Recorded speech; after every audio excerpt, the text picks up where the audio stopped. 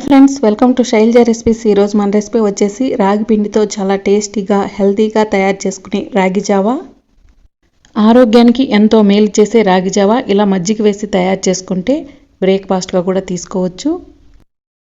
రాగి జావాని ఎవరైనా చాలా సింపుల్గా చాలా తక్కువ టైంలో ఈజీగా తయారు చేసుకోవచ్చు. ఆరోగ్యానికి ఎంతో మేలు చేసే రాగి జావాని ఈజీగా టేస్టీగా ఎలా తయారు చేసుకోవాలో తయారీ విధానం చూద్దాం. రాగి జావా తయారు చేయడానికి రాగి పిండిని తీసుకోండి.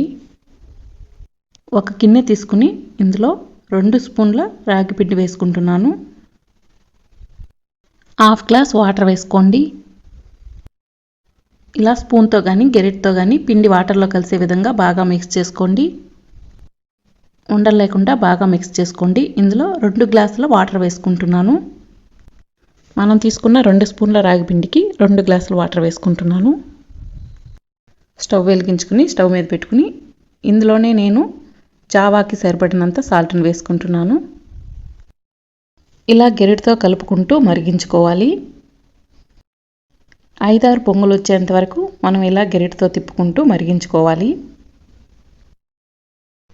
ఇలా బాగా రాగి పిండిని మరిగించుకోవడం వల్ల మనం తయారు చేసుకునే రాగి జావా టేస్టీగా ఉంటుంది.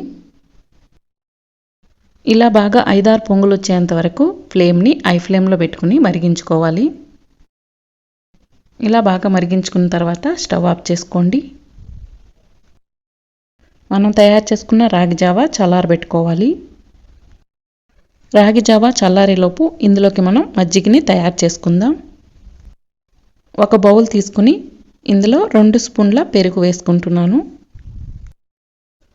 పెరుగుని ఇలా స్పూన్తో గడ్డలు లేకుండా సాఫ్ట్గా చేసుకోండి. ఇలా బాగా సాఫ్ట్గా చేసుకున్న తర్వాత ఇందులో నేను ఒక చిన్న గ్లాస్ వాటర్ వేసుకుంటున్నాను. వాటర్ వేసుకుని బాగా మిక్స్ చేసుకోండి. ఇలా తయారు చేసుకున్న చిక్కటి మజ్జిగ చల్లారబెట్టుకున్న రాగి జావాలో వేసుకోవాలి.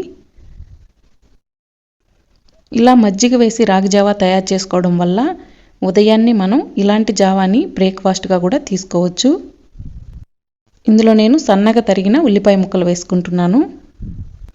ఉల్లిపాయ ముక్కలు మజ్జిగ వేసుకోవడం వల్ల రాగి జావా చాలా టేస్టీగా ఉంటుంది.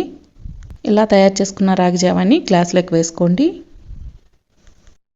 చూసారుగా, చాలా టేస్టీగా ఉండే రాగి జావాని ఇలా ఈజీగా తయారు చేసుకుని బ్రేక్ఫాస్ట్గా కూడా తీసుకోండి.